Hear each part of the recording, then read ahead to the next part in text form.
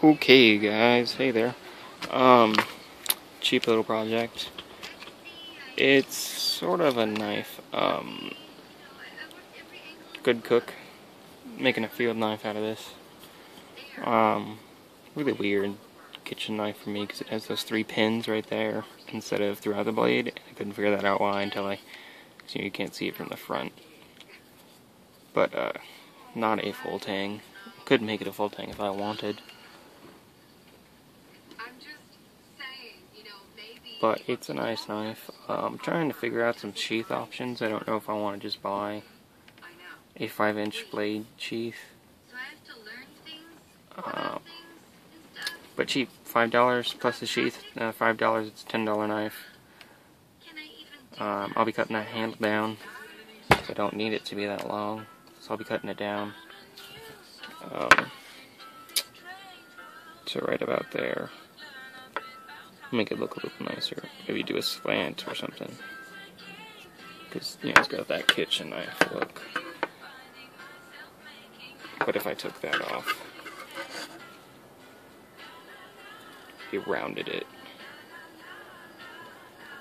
Rounded it a little bit.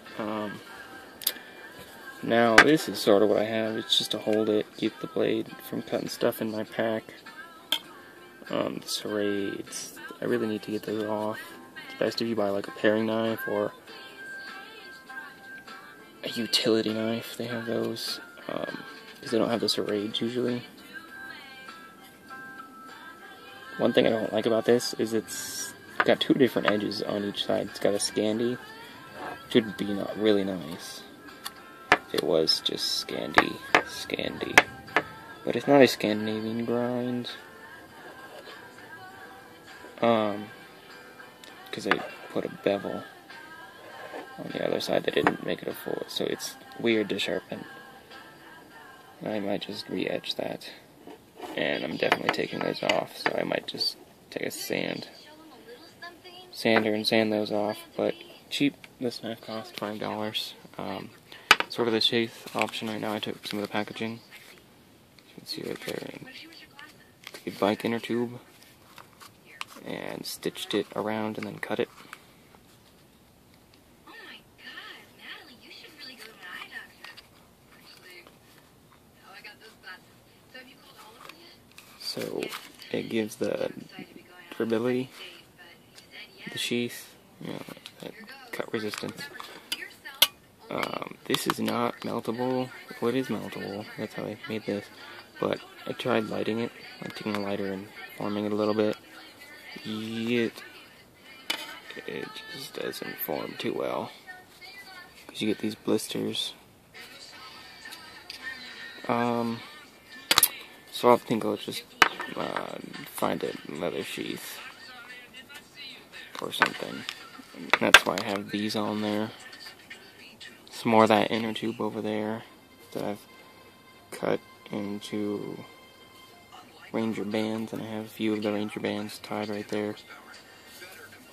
It's a good feel in your hand, it's just so long. But kitchen knife, survival knife, huh? I'll do some reviews on this when it's finished. As you can see, I burned it a little to try and melt the edges around that. And because that's what I did here with this, but that just doesn't melt too well, like the elastic and these strips of this nylon-ish strips do. They got like elastic nylon bands, and this is going to go on my Schrade and hold a small fishing kit or something. But eventually, you know, I'd like something like that sheath right there for my small hunting knife. Yeah, I'd like that sheath. In fact, let's see. So I gotta take that frame, use my elbow. Yeah, I beat this one. It only cost me $10, so I wasn't too worried about it. Cheap made. Not good, a good quality. It's a nice knife. It's cool looking. Just not the greatest quality. There's that was missing. The brass fittings. The pommel actually is centered and fit in nice, but the blade is too far up. It's not a full tang, I don't believe. I believe it goes. Actually, it might be. But this wiggles around, this moves. It's not aligned correctly. Anyways, I'm gonna try this out.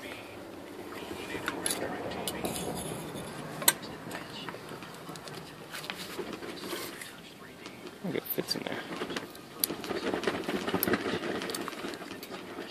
Let's see. I'm gonna have to tighten this leather strip.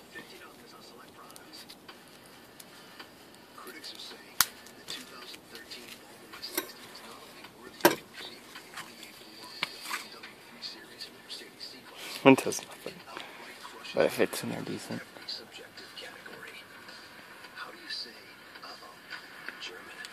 Actually, kind of looks nicer than that.